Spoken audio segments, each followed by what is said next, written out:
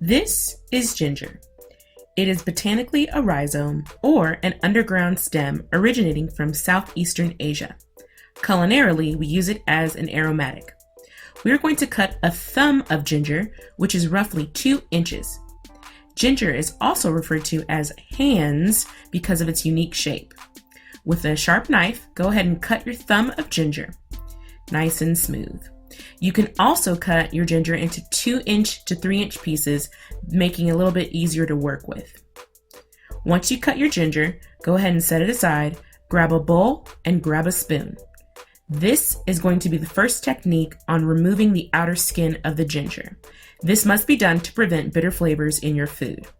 Using the spoon, go ahead and scrape down the length of your ginger that you've cut, and all the little peelings fall into a bowl. Hence why you need a bowl. No one wants to clean up any extra mess.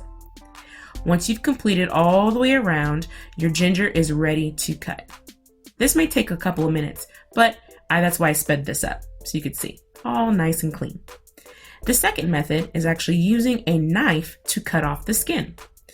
So we take our knife and we make slow cuts straight down, and we actually will roll our ginger on each side, cutting the skin and removing it.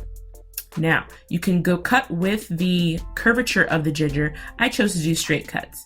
After inspecting it, I went ahead and saw that, I left a little skin on. Let's go ahead and cut that off. Next, we're going to go ahead and mince the ginger. So similar to dicing an onion, you want to use the tip of your knife, cut all the way down to the board, and in small increments, make the same slices, keeping that end nice and together. Now we rolled it 90 degrees, made the same cuts on the opposite side, and using the back 2 inches in a slicing motion, we're going to go ahead and cut up all this ginger into nice small pieces. Now let's keep it safe. And once you get to the end of this ginger where everything's gathered, you can set that piece aside, or you can go ahead and slice it up and dice it. Now, it's easier to go ahead and grab a bench scrape for this instead of using your knife or trying to pick it up piece by piece.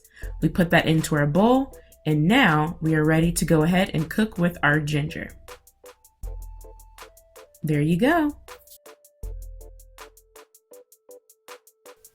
Thanks for watching. Don't forget to like and subscribe.